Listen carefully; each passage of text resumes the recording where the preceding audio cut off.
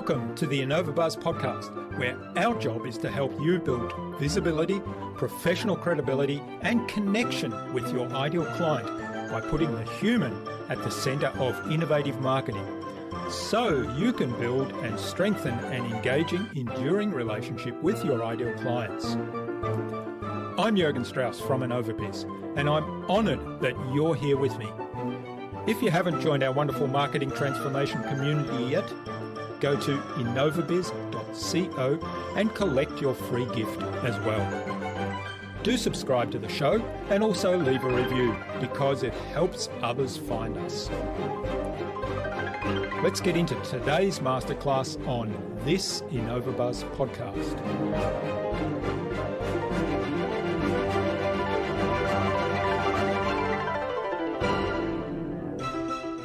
Transformation is about going from where we've been to a new level of happiness, fulfillment, success in life. And when I use the word success, I mean success in a holistic sense. Too many of us focus on one aspect of life, and success often gets correlated with career or income. But success is about living the kind of life you want to, being with your family when you want to be with them, having the hobbies you want to have, being in good physical shape, having good relationships. All of those things are part of the sphere of success. And I fundamentally believe we all have an opportunity to grow and learn and expand the level of success that we have in our life, to up-level it. In doing so, we will upgrade our inner technology because our inner technology is an exact reflection of where we are today. So transforming is about transforming yourself in the process of achieving this new level of success that you would love to have in your life.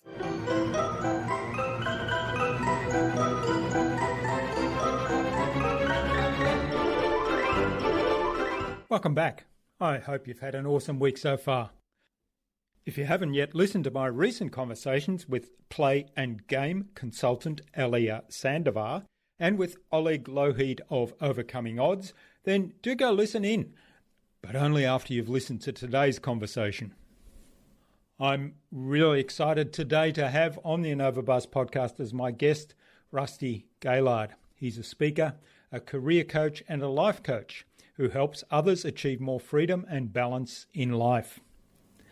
A Stanford MBA and successful leader at Apple for over 13 years, Rusty is a certified life mastery consultant. Having navigated many of his own life transitions from promotion, demotion, starting a business, divorce, parenthood, Rusty has learned that how we react to life's events matters more than the event itself. He believes that each of us is far more powerful than any circumstances that we are in. By connecting with our unique strengths, we can grow in any experience and find the freedom to live our best life. And that's what he helps people to understand and implement in their own lives. In our discussion today, Rusty talked to me about having the courage to embrace our vision. And that courage is taking action in the space of fear. He explained his philosophy of how we can challenge ourselves to do just 15% more and how that will propel us forward. And he talked about trusting our own unique strengths and connecting them to our vision and values. Without further ado, then, let's fly into the hive and get the buzz from Rusty Gaillard.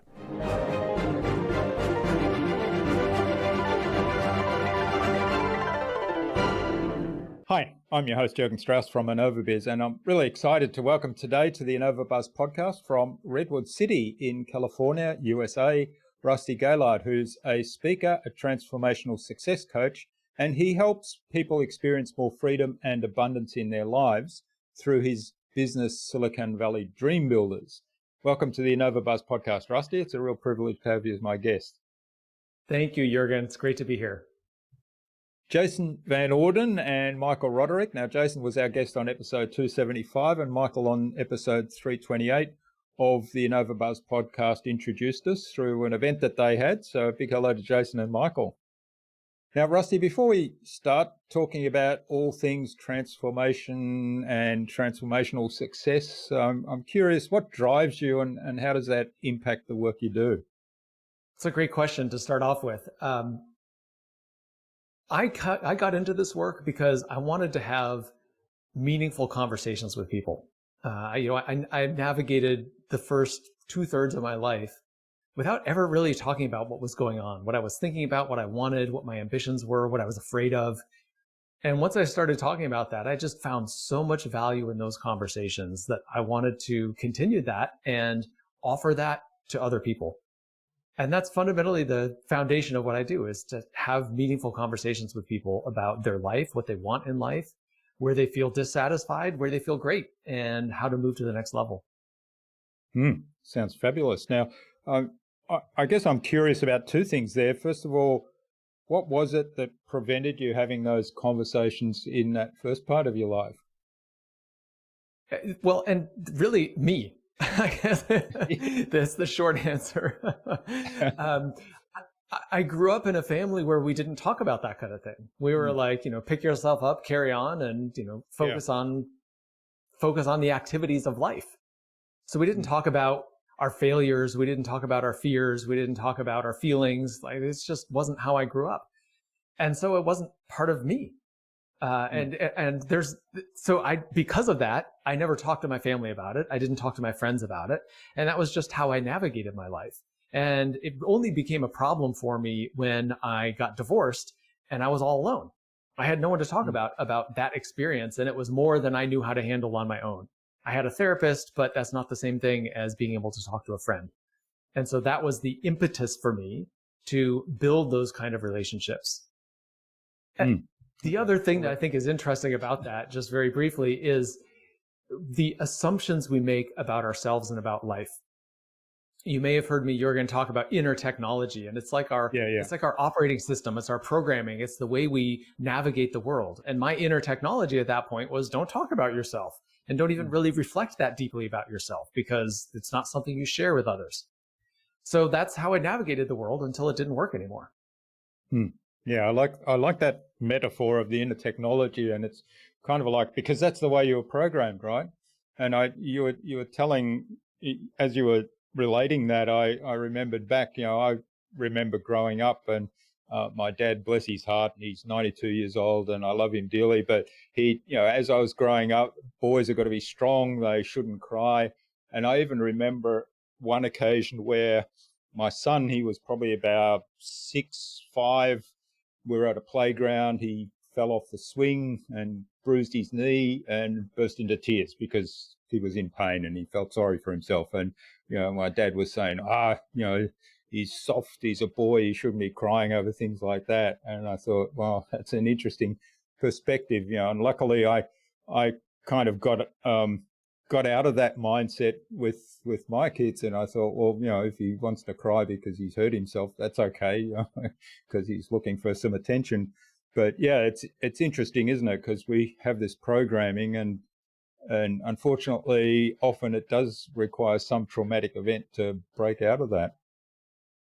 Well, it certainly can require traumatic events. In my case, it was a divorce, and everybody knows the story of somebody who had a life-threatening experience and came out of it a changed person.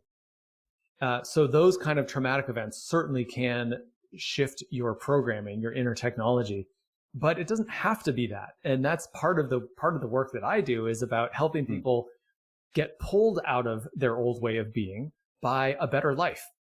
All of us get very accustomed to the life we're living, but it's always worth asking the question, if I could turn up the dial a little bit and be more satisfied with my life, what would that look like?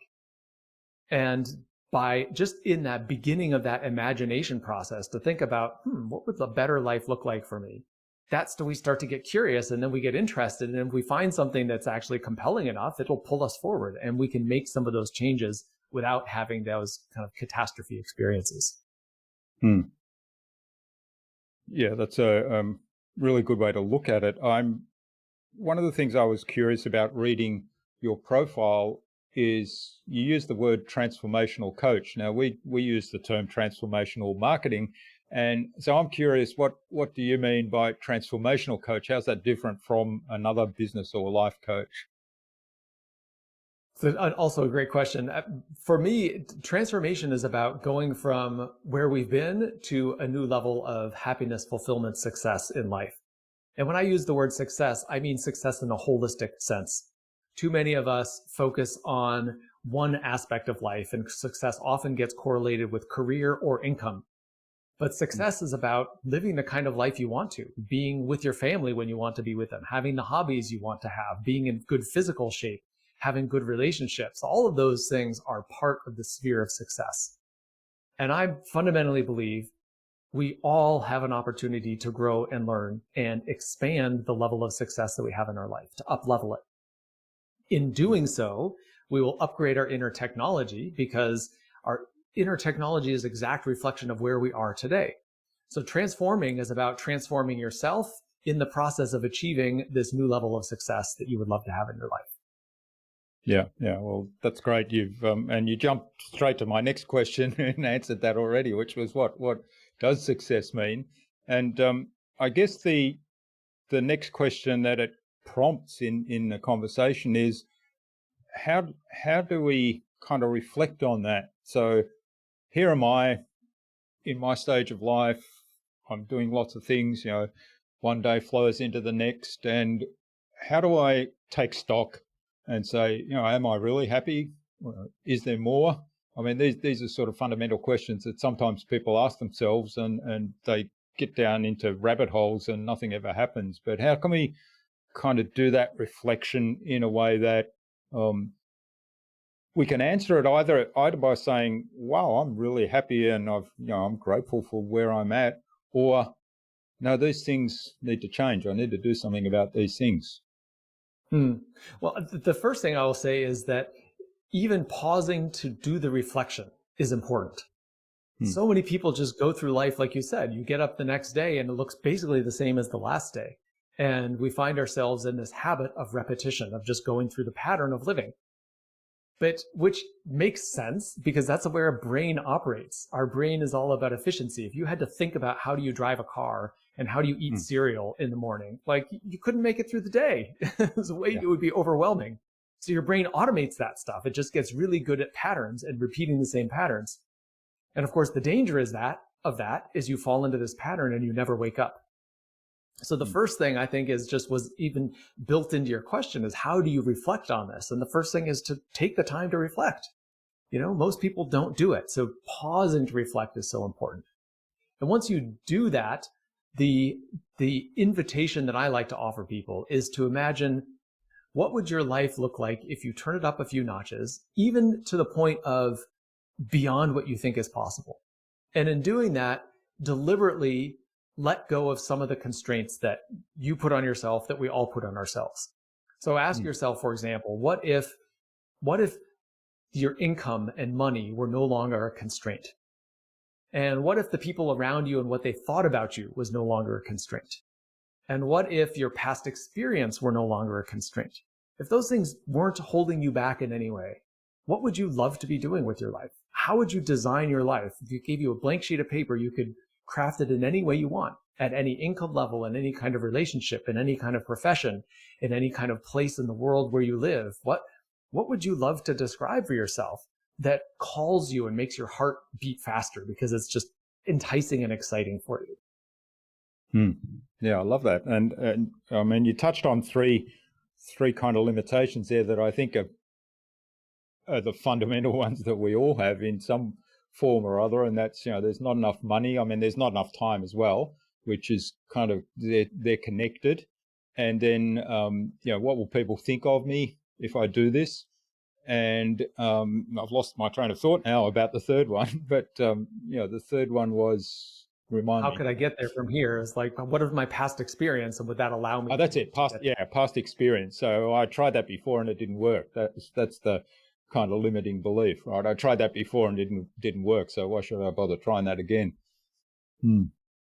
Well, and I'll tell you that, back to the programming, and especially the programming from childhood, my dad was very successful in business, and his belief was you pick a good company and you stay there.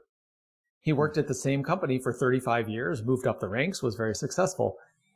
When I was asked those questions that I posed just a moment ago about money and time, I'm glad you brought that in, what people think and our past experience, that broke through for me some of this programming. I had always worked at big companies and I had stayed there for a long time. My most recent job, I was very successful as a leader at Apple. I was there for over 13 years. But I knew it wasn't exactly what I wanted to do. But thinking in that paradigm, I didn't see another option. I could have worked at Google or Facebook or someplace else, but it felt like another version of the same thing. Yeah. It wasn't until I set away all of those constraints that I finally got to this point of saying, oh, I want to have these meaningful conversations. And that's what led me down this path of becoming a coach. Okay. Now, one of the things, you talked about the working at the big company, and I know you talk quite a bit about the idea of having this work persona and the home persona. And that's something that I certainly lived through in my corporate career, where there was always a facade that people had in the workplace, and in a lot of ways I had that too, and I found that quite draining. And yet, when you get out into your own business, all of a sudden you realize, hey, why do you do that? I'm going to make up my own rules here. So tell us a little bit about why we kind of are locked into that and how we can let go of that. Yeah, it's something that I lived for a lot of years, and I see in other people as well, is this belief that we have to be a certain way at work. We have to be particularly aggressive or decisive, or we have to be really good at wielding power and influencing other people. Somehow, again, it's back to our programming, our inner technology. It's our operating system that drives how we operate in the world. This belief that you can't be relaxed and laugh and have fun and enjoy connecting with people like you might do at home. You can't bring that into work. Well, it's just it's programming really is where it comes from. And some of that comes from our families. Some of it comes from our culture and society. Some of it comes from the people around us at work. It just comes into all these multiple places and forms our expectation of who we need to be. And we all strive to live up to our own expectations. So if we see that as the model, then we're going to aspire to that model. So the way of addressing that is to change your thinking about it. And that fundamentally is, that's a very simple statement, is to change your thinking about it. But fundamentally, that's the way you change anything in your life, is you have to change your thinking about it. And that enables you to then change your behaviors and ultimately become a different person. I've been on that journey myself, just about being more consistent between work and home. And I don't have to, and it doesn't feel like such a big difference between the two, because I'm the same person. I'm interacting in the same ways. And I have the privilege of, having a coaching business where I get to be more of myself in that. It can be a little bit different in a big corporation, but it doesn't have to be that different. And it's just examining your assumptions and beliefs about it and stretching that and being willing to do some experiments. It can be really powerful in closing the gap between those two different personas. Yeah, examining beliefs, I think, is a key to everything, all the work you're doing, and you're talking about shifting your mindset around these things. And I love that what if question. So often, the question, what if that belief was wrong? Or what if it didn't serve me any longer? And what if I changed that belief to something else that serves me better can be quite powerful. So I know you have you have a workshop that is called The Power of Vision, and that's got kind of 3 keys. The first key is defining what success is for you, which we've spoken about a little bit, and that balance between all the aspects of our lives. Tell us a little bit more about the other keys there.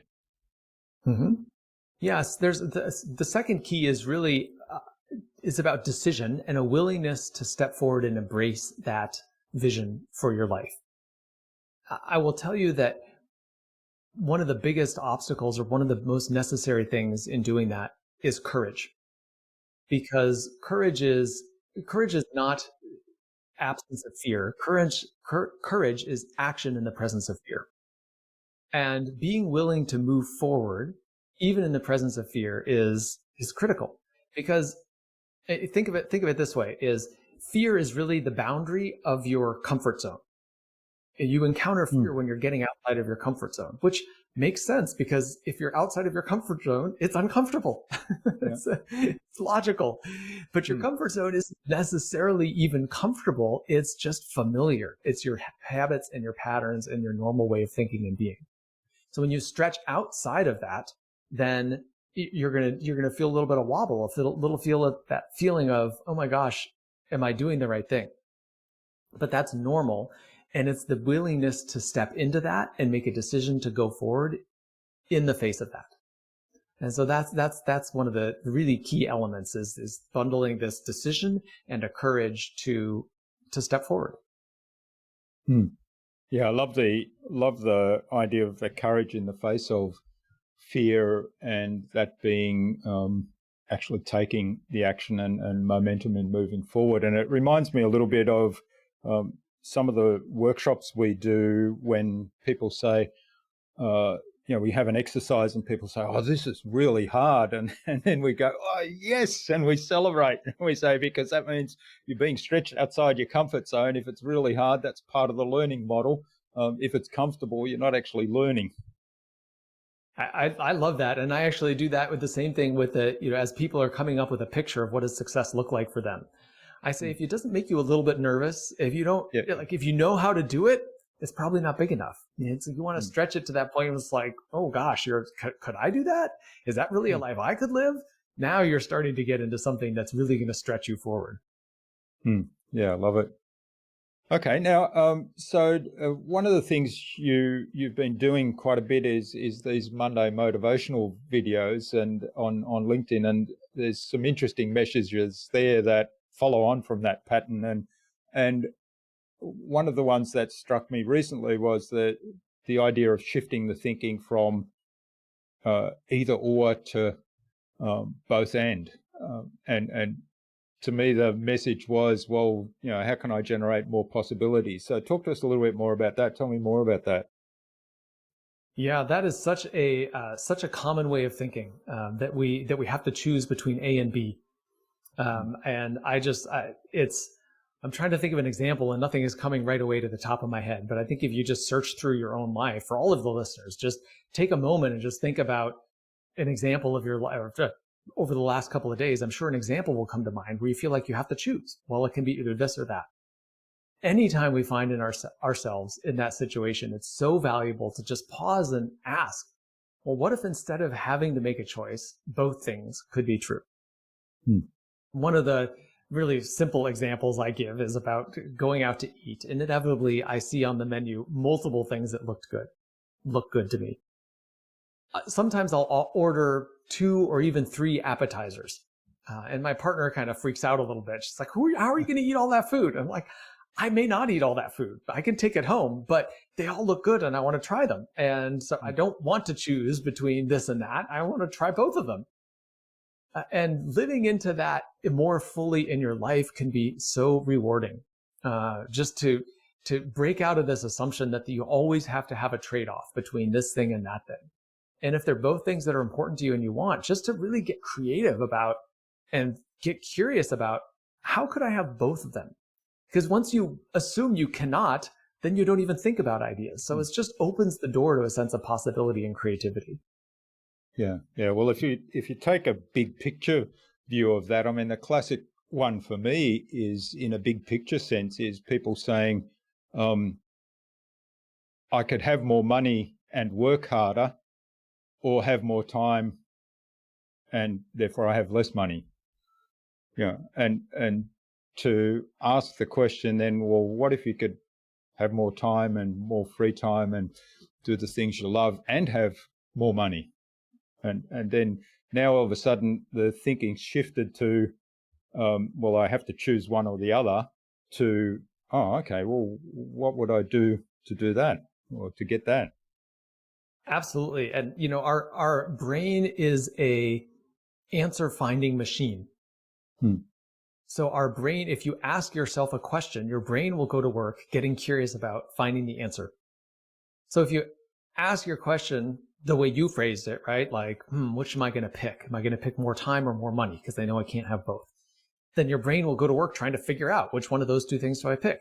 But if you ask your brain, how could I earn more money in less time? Your brain will go to work. It's your friend. But ask a good question because the question matters. Yeah. Yeah. It comes back to meaningful conversations, right? Asking good questions. It does. Right. It does. Yeah.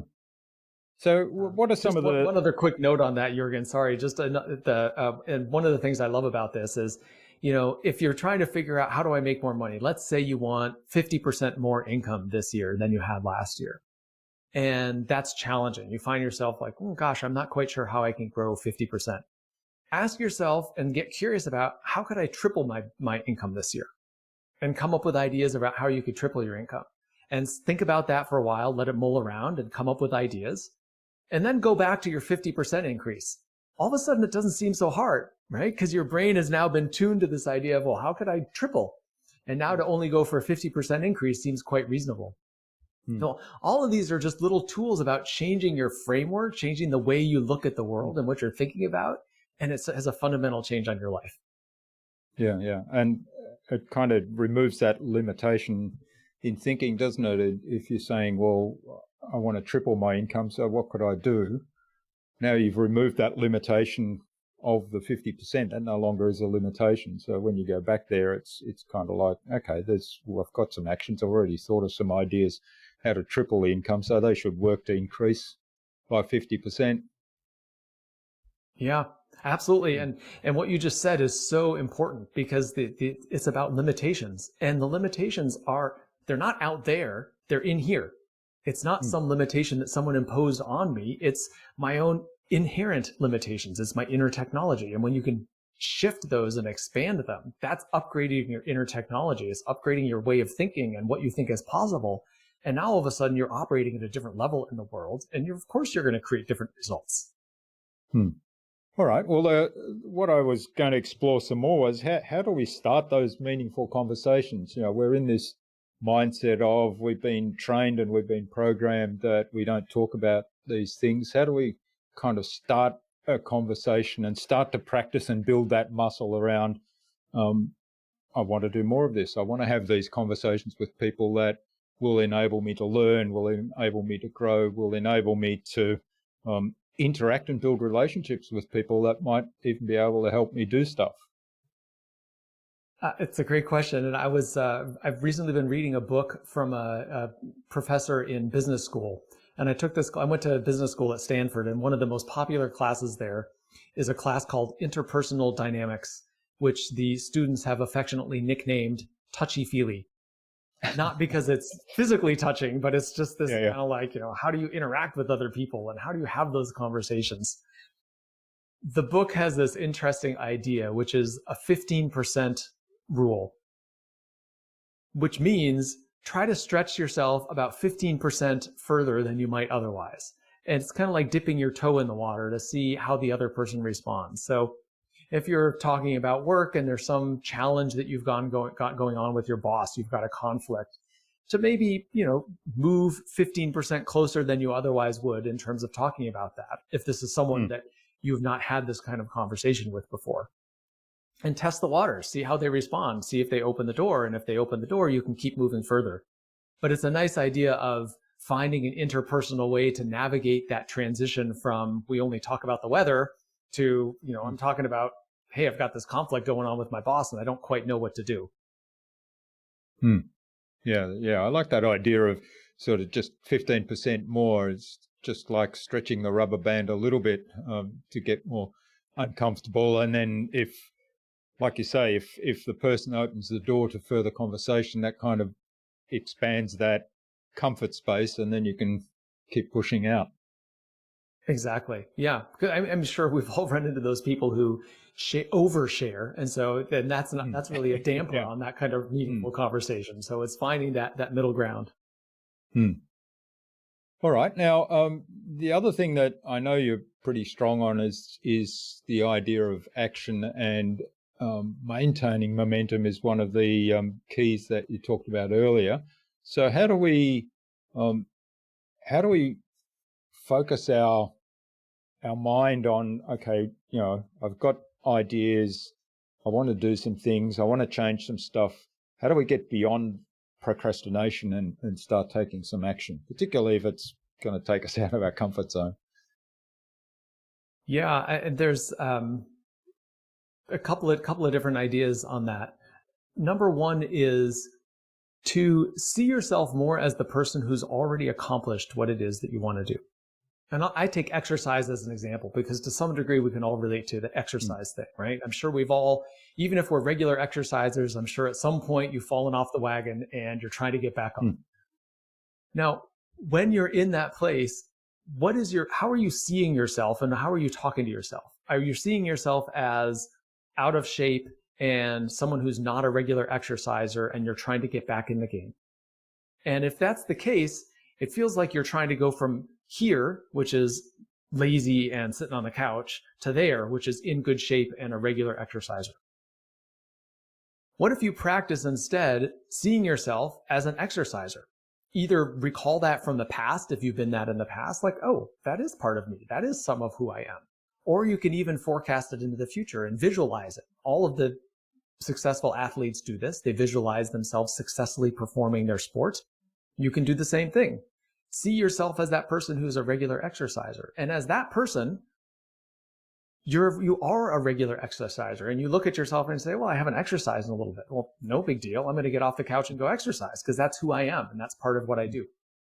So that shift in mindset can be really helpful in terms of breaking through the gravitational pull of the couch in that example, or life in general, about, whatever habit you're in that you're wanting to shift.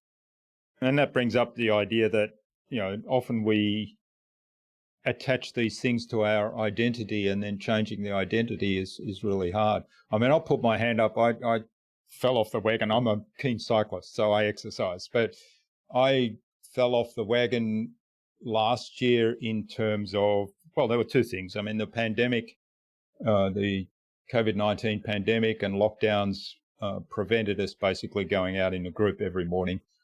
So my reaction was, well, I don't need to go out at 6 a.m. in winter in the dark if I'm riding on my own.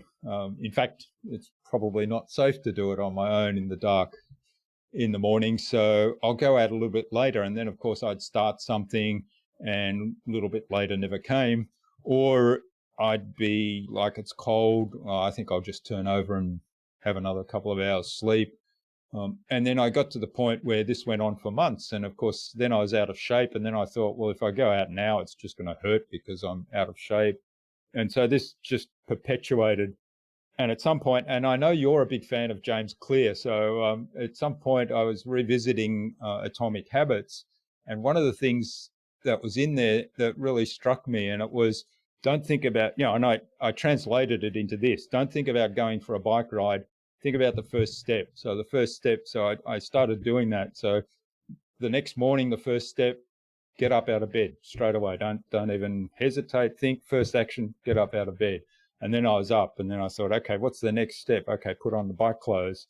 What's the next step? Get the bike out, and I said, it doesn't matter what I do after that. I've taken the bike outside. And then, of course, before I knew it, I'd done a bike ride. And I thought, well, that was pretty easy. But I started, taking the steps of, well, what's the next step? So I'm not gonna beat myself up if I don't even get on the bike, but I'm going to get up out of bed. I'm not going to turn over and sleep. And so I found that really helpful to start building the habit back. And then now I'm back in my regular bike riding routine.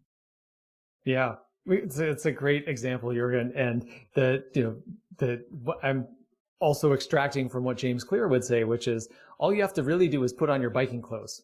You got to get to that point of getting out of bed and putting on the biking clothes. And that's a win. You chalk it up as a success in your calendar.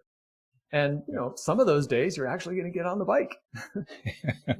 Yeah, that's right. And I think, the metaphor of exercise lends itself so well to all kinds of things in life, doesn't it? It does. It does. One version for me is I have a morning power hour. So it's just my routine in the morning that I go through, which is a little stretching. I do some meditation. I do some journaling.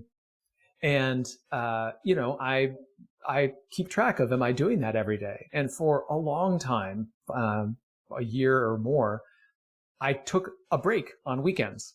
I said, well, I don't need to do this on weekends. It's this weekend. It's fun. It's relaxing. I don't have to worry about this. Why am I doing this? But I just noticed that for me, taking the break just broke the pattern. It's like, then it became, as Monday came back around, I was like, oh, I got to get up a little early so I have time to do this. And there was a little bit more resistance. And so for me, just putting myself into just a mindset of this is who I am. This is part of my daily routine every day. And I do it because I like the results that it creates in my life.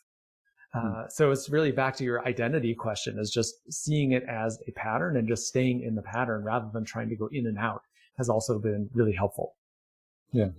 I'm curious, the journaling thing. So how do you approach that journaling? Is it, because I find when I start journaling stuff, I'm very transactional, even though I don't think like that, but I'm very transactional. Like yesterday I did this, and today I'm planning to do this, and this happened, and tomorrow I'm looking forward to that.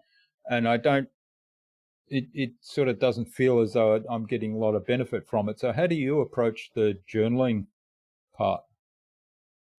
That's a great question. And just to be totally transparent with you, Jürgen, I think one of the things for me to do is to craft some guiding questions to help people in their journaling. I have not done that yet.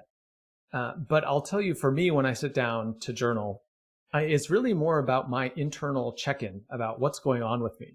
And I just start to notice, what am I thinking about? And that could even start with, did I sleep well last night? Usually when I don't sleep well, it's because I'm stressed or I'm thinking about something or something keeps rolling around in my mind. So I'll get up and I'll start writing about that. But rather than get too much into the details of if it's a decision I need to make or a project I'm working on, rather than get into that and get curious, why did this keep me up last night? I wonder, is that because I'm excited about it and I'll have all these ideas that are bubbling around as I sleep? They're kind of coming up in my subconscious.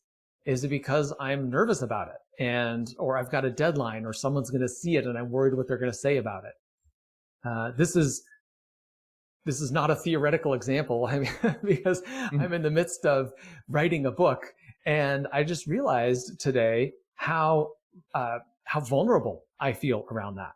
That, I'm going to do this thing that I'm going to create and I'm going to put out there in the world, and whether people like it or don't like it, I feel a little bit of uncertainty about that. And I'm worried, am I going to feel a sense of rejection, or will people criticize me? So I just notice all of this kind of self-doubt or hesitation. And for me, to be able to get that out on paper, to be able to recognize it, it's a helpful process to be able to move past it, which doesn't mean it goes away, but it means it doesn't control me in the same way. Yeah, that's right. And documenting that and writing it down, it just builds that self-awareness, doesn't it? And I think self-awareness is something that everybody struggles with to some degree, and many people struggle a lot with it. It's true. And so it helps with self-awareness, and research shows that if you're able to name your emotions, it reduces their intensity. And I don't remember the percentage, but what comes to mind is around 50%, that the emotions are significantly less intense just by identifying it as anger or fear or sadness or whatever it is. It doesn't have as much impact. So that's a huge benefit. Well, one of the things that I've been working on with one of my mentors is naming emotions in a way that is actually much more descriptive and much more nuanced. So, people often say things like, oh, I hate it when that happens. Now, hate is a really strong and powerful emotion. And usually what they mean is, that's just mildly annoying, more often than not. Whereas, hate is if somebody's committed a serious crime, well, you can talk about hate there. But if it's like somebody's just thrown away a bit of paper out in the street, that hate is a pretty strong emotion there. That's a great example, Jürgen, of the words that we use matter, because the words that we use impact the way we think about ourselves and our experience. And of course, our experience and how we think about ourselves impacts the word we use. So just to take that example about hating things, litter on the street, that's a very strong word and people can use it flippantly. But of course, the more you use it, the more you're reinforcing this belief, oh, I really hate that thing. And all of a sudden you might build up a sense of anger or resentment, and it becomes a part of who you are. That's one thing when you're talking about litter on the street. It's another thing when you're talking about, I'm not good at getting out of bed in the morning to go on my bike ride. Right? The more you say that, the more you think that, the more that becomes who you are. You're reinforcing that. And then, of course, it becomes the reality. So paying attention to the words you use and the way you talk about yourself, the way you talk about the world around you absolutely matters and can influence yourself and the experience you have in the world.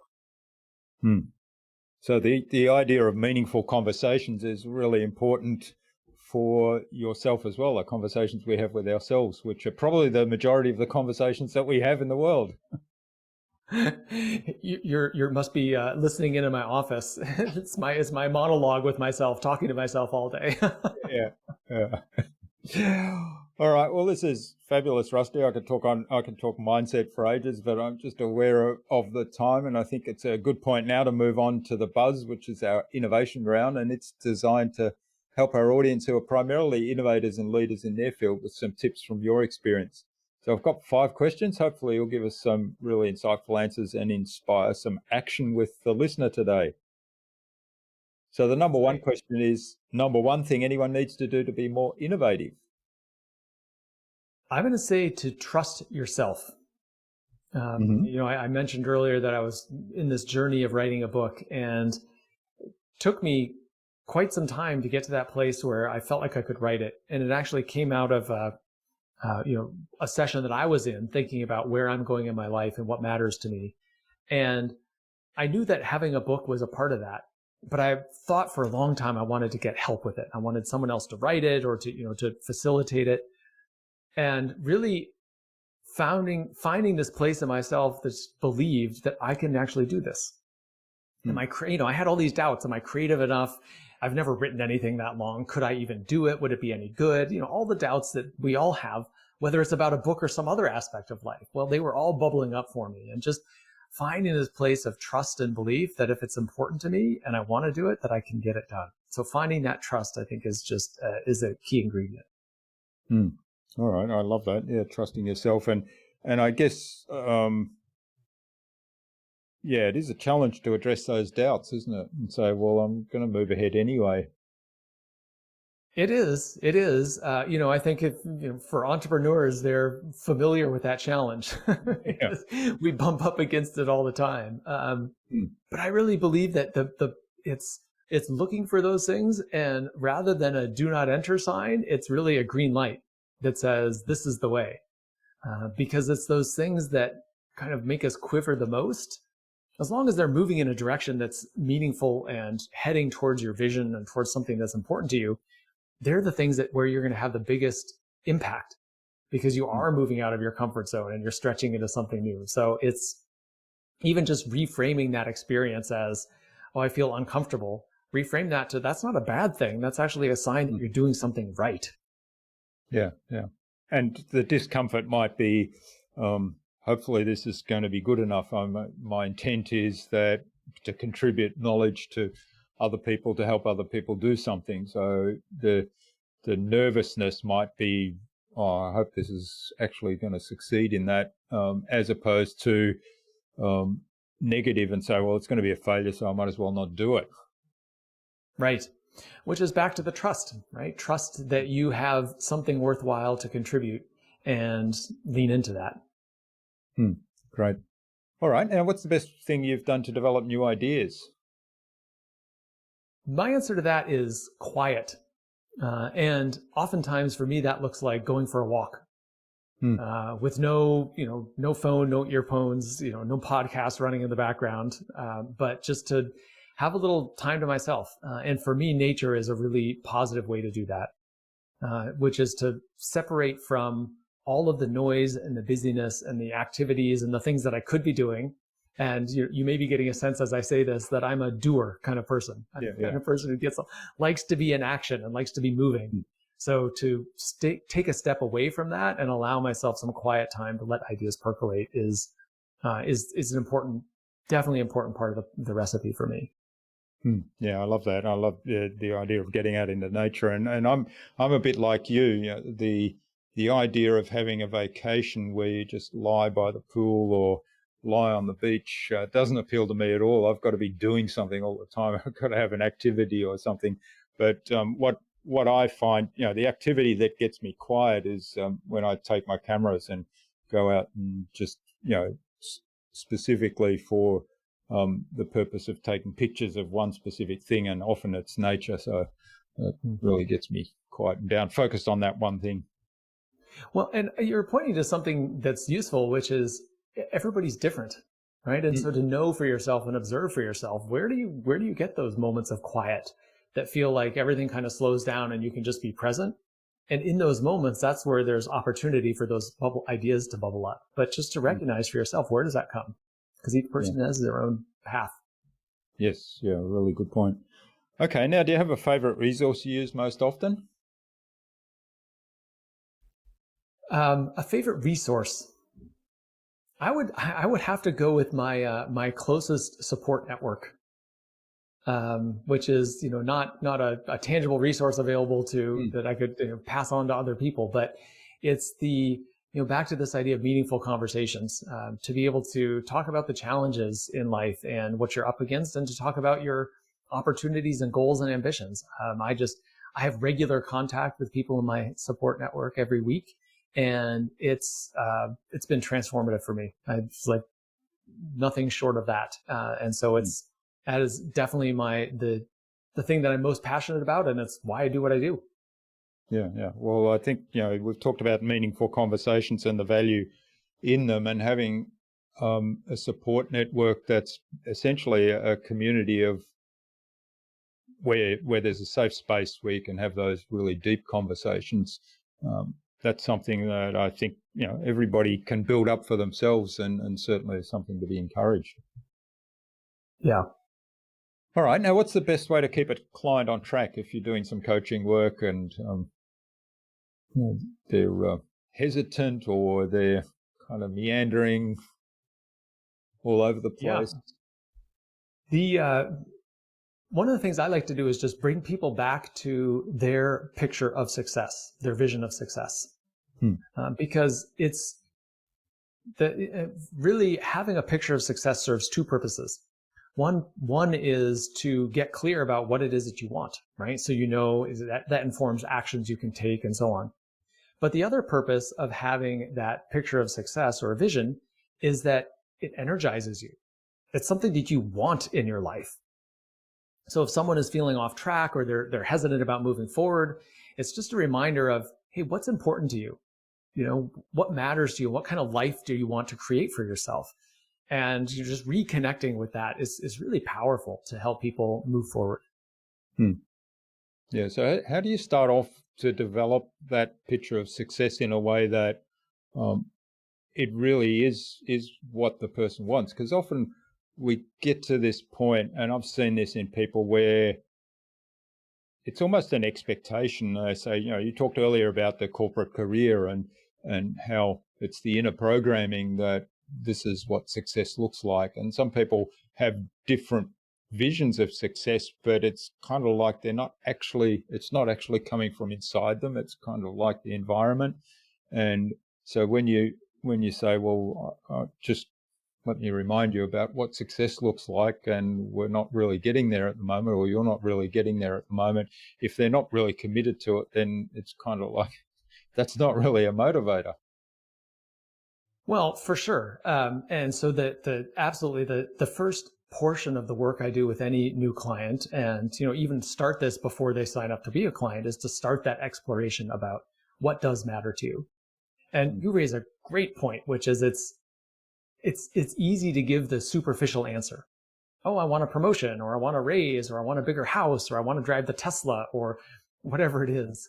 But working with people to get past that, like, hey, what makes a good life for you? When you're 80 years old and you're looking back at your life and reflecting on this period of your life, what will have been meaningful? If you look back and you say, hey, that was a great use of that decade of my life, what does that look like for you? And there's no right answer to that question. And even for most people, there's no single answer to that question. I think looking for the one golden egg is a recipe for not making any progress, because you're just searching the whole time. So finding something that is compelling and really listening to, your listeners won't see this, but as we're having this conversation, I can see you touched your heart. And so listening to your heart, listening to, does this make your heart beat a little faster? Does this, give you that sense of energy and aliveness? Like, oh my gosh, that's what I want. You have to pay attention to that, because if it's just this thought process of, oh, I want a raise or I want a promotion, it's not really getting there. Yeah. I love it. All right. And what's the number one thing anyone can do to differentiate themselves? I just have to say, be yourself. This is, back to the work persona and the home persona and all of that. It's just, the more authentic you are, the more you really are out there as yourself. There's no one like you. So of course you're differentiated inherently. And I just believe that's the path to happiness as well as success. Yeah. It's interesting because I'm sure in your work you do a lot of modeling around, or helping people model behavior of other successful people. And it's interesting to be really clear on that delineation. If you model off somebody who's successful, and there's a lot of things we can learn from that successful person, but at the same time, how do I keep my own inherent personality, unique me, as opposed to being like that person? Yeah, I think it's a great point. There's certainly things to be learned from other people, and they can be inspiring and even motivate us to take certain actions. But as you said, being true to yourself is really the path to creativity and success and happiness, all of that. And even to leadership. I think I also do some business coaching for people who are leaders in organizations. And my foundational principle there is, you are the best leader when you are most authentically yourself, because people can tell when you're putting on a show. You got to be yourself. That's right. And the other thing that I always say to that in this conversation is, costs a lot less energy to be yourself, rather than you're putting on this persona and you go, it's kind of like you're playing a role, right? And even the best actors can only do that in small segments, because if you watch how movies are constructed, they're not done, a 3-hour movie is not done in a 3-hour take. It's like, there might be a filming session of 30 minutes and then they have a rest, because it's so draining to play somebody else, play another character. Yeah, absolutely. Absolutely. Which is one of the beauties of integrating, so that you're just yourself all the time. More energy. Yeah. Okay, fabulous. Well, thanks for getting us through the buzz. Now, how can people find out more about what you do, and maybe even get in touch and reach out and say thanks for what you shared today?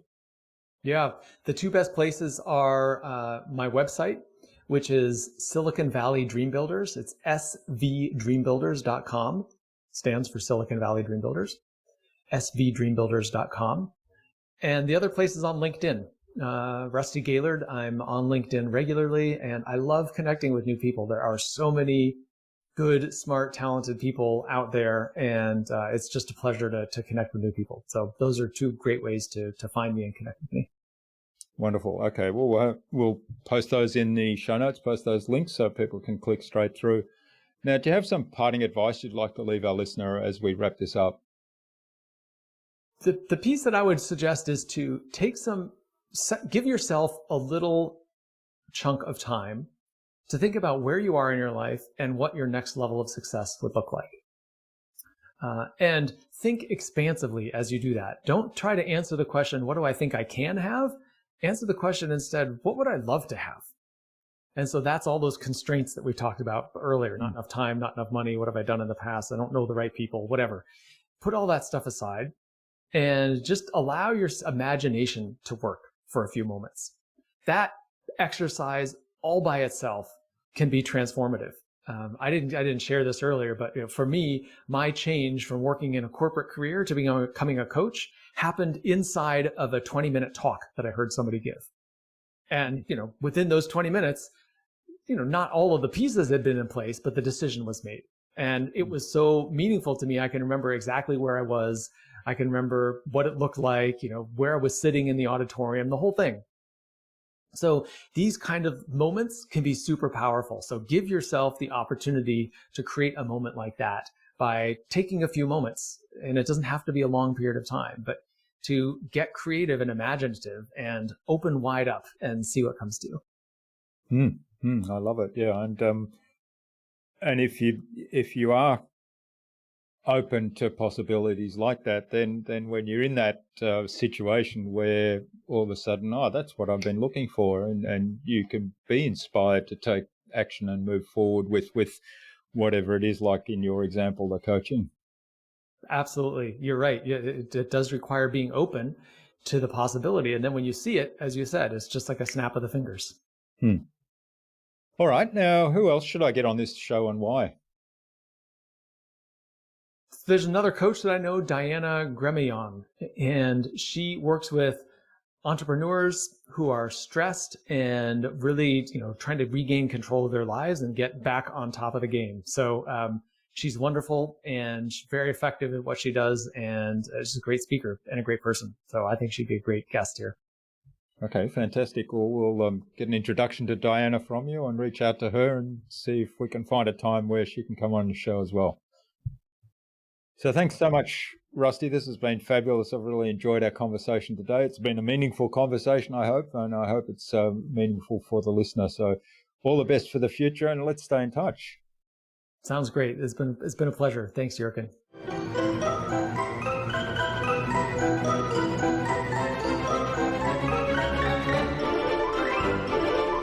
I hope you enjoyed that fascinating, insightful and informative conversation with Rusty and took something away from his episode that you can implement in your life. The idea of meaningful conversations and pausing to reflect on our own conversations with ourselves were some of the highlights for me from this episode. I'd love to know what you took away from Rusty's episode. Please do comment below the blog post, which you can find at innovabiz.co/Rusty Gaillard. That is RUSTYGAILLARD. All lowercase, all one word, innovabiz.co/Rusty Gaillard. You'll also find contact information there for getting in touch with Rusty, as well as links to the Silicon Valley Dream Builders website, to his social media pages, and to the other resources we spoke about in our conversation today. Now, if you think you have two people that the information that Rusty shared with us today will help, you owe it to them to share it. So go ahead and do that now and tag me in on that share so that I can thank you with a special gift. Rusty suggested that we have a conversation with Diana Gremillon, founder of Successful Life Strategies, on a future InnovaBuzz podcast episode. So, Diana, keep an eye on your inbox for an invitation from us to the InnovaBuzz podcast, courtesy of Rusty Gaillard. Tune in again to the next episodes of the InnovaBuzz podcast, where we've got yet more fantastic guests lined up, including Brian Burkhart, founder and chief word guy of Square Planet, and a return appearance by Iman Zabi, who's going to come and talk to us about her new business, Terrain.io, which she recently launched and founded. Thanks for listening to this episode. Make sure you subscribe to the show to be reminded of new episodes. It's free to subscribe. Leave a review if you like. Even if you don't like me, I'm okay with that. I'm asking you to leave a review because it helps other people find this show.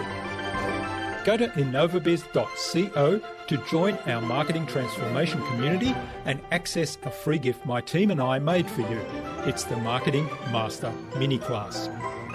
We want to give you everything you need to transform your marketing into a human-centered, relationship-focused growth engine. Until next time, I'm Jurgen Strauss from InnovaBiz. Remember, be awesome and keep innovating.